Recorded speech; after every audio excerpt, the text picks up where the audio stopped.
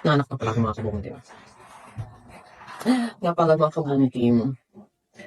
Hindi ko alam kung anong gusto kong gawin sa placenta ko eh. Inuwi ko pala siya. At nandito siya.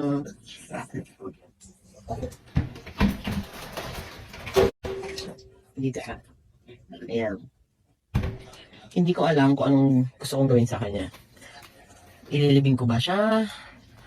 Kakainin ko ba siya? Or wala eh. Kasi nakita ko kasi, ang daming benefits ng placenta. Tapos sa ibang bansa, binibili siya, imagine mo ha, $50,000. Binibili sa mga black market. Kasi nga, ang ganda ng benefits niya. Tapos imagine mo, yung mga pang-beauty product natin, mga placenta ng mga kabayo, mga kambing, binibili natin ng mahal yun. Siyempre, iba yung sarili natin placenta, di ba? So ngayon, papata sa inyo yung tsura ng placenta ko. Wait.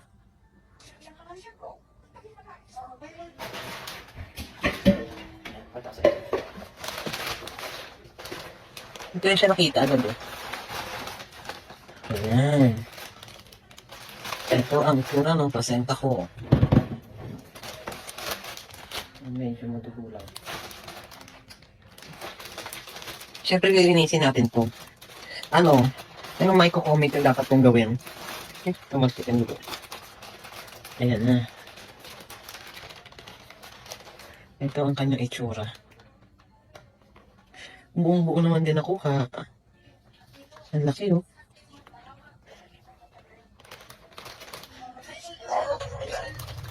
Okay, tinalapit ko dyan sa inyo para makita na. Diba? Napaka-fresh meat. Ayan yung parang ano. Wala naman siyang umoy. Para lang siyang atay. Kasi ito yung cord. Magkoconnect na kay baby. See? Ayan. Tingnan nyo. Ngayon, nilinisin ko siya. Kasi medyo may ano. Siyempre, inano nila to, sinanitize, alcohol. Hindi natin mabuti. Clean lang. O, di ba buong buo? Super buong buo siya. Wala siyang umoy. So ngayon, ayan, medyo bloody na.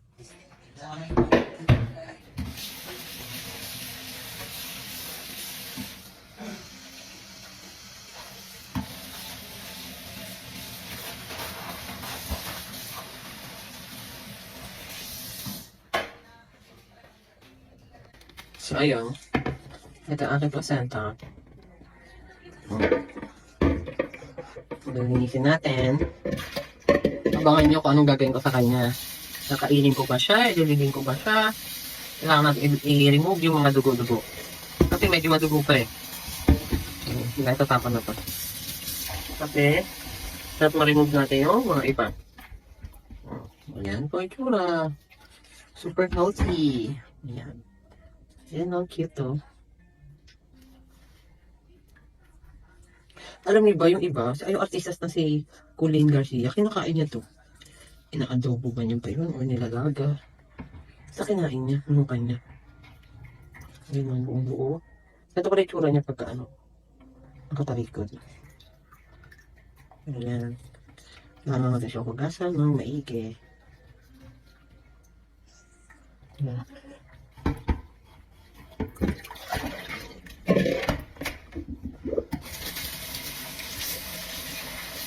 Tuwasan na natin ang mga blood. So, dapat maging putla siya. Tingnan, tibay ng bito ka ni baby, oh.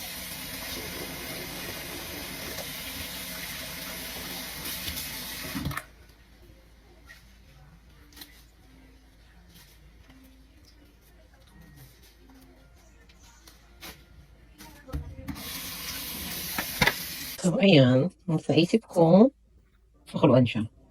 And then, isipin ko kung tatapon ko ba siya o kakainin ko or may iba pang paraan. At dahil, just in case, ngayon na tayo na paborito ko mga herb. Natin na water. At para pakuluan.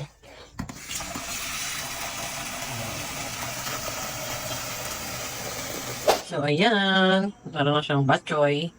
Nagawin ko siya ng celery, ang may sopas. Hintay pa kayo kay daddy. Bad choice sa maulan na panahon. Ayan, na-hydrate ko muna siya.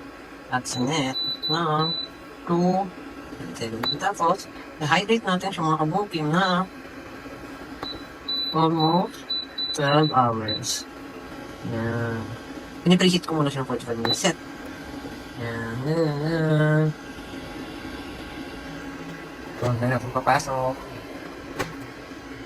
May mga kabukim. So, ayan, tinakuluan ko na siya. Kukunin ko na. Ang naisura niya, pinata sa inyo kanina. So, tanggalin yung mga excess na mga dugo-dugo. Kung tutusin, amoy ano siya, amoy batcho. Amoy dinuguan. Oh. Ang naisura niya. Usok-usok to. Yung cord, lumit na siya. See? Di ba may usok pa? Oh, yan. Then, gupitin na natin yung cord.